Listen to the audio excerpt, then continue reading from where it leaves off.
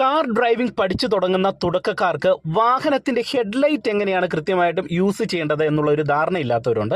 അങ്ങനെയുള്ളവർക്ക് ഞാൻ ബേസിക് ആയിട്ടുള്ള ഒരു ഐഡിയ പറഞ്ഞുതരാം. ഇപ്പം നിങ്ങൾ നോക്കുക, ഈ ഒരു ഭാഗത്ത് കാണുന്ന ഈ ഒരു നോബാണ് നമ്മളുടെ വാഹനത്തിന്റെ ഹെഡ്ലൈറ്റ് ഓൺ ചെയ്യാനും ഓഫ് ചെയ്യാനും യൂസ് ചെയ്യുന്നത്. ഇപ്പോൾ ഹെഡ്ലൈറ്റ് ഓൺ ആണ്. ഈ നോബ് ഞാൻ നേരെ പുറകോട്ട് തിരിച്ചു കഴിഞ്ഞാൽ നമ്മളുടെ വാഹനത്തിന്റെ ഹെഡ്ലൈറ്റ് ഓഫ് ആകുന്നു. വീണ്ടും ഈ ഒരു നോബ് മുന്നോട്ട് തിരിച്ചു കൊടുത്തു കഴിഞ്ഞാൽ നമുക്ക് വാഹനത്തിന്റെ ഹെഡ്ലൈറ്റ് ഓൺ ആകും.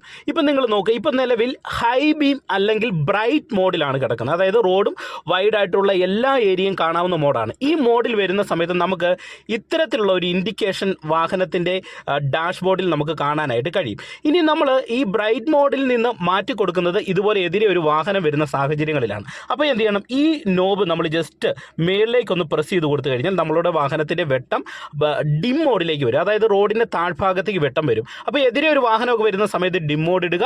വണ്ടി വന്ന് പോയതിന് ശേഷം വീണ്ടും നമ്മൾ ബ്രൈറ്റ് മോഡ് യൂസ് ചെയ്യുക.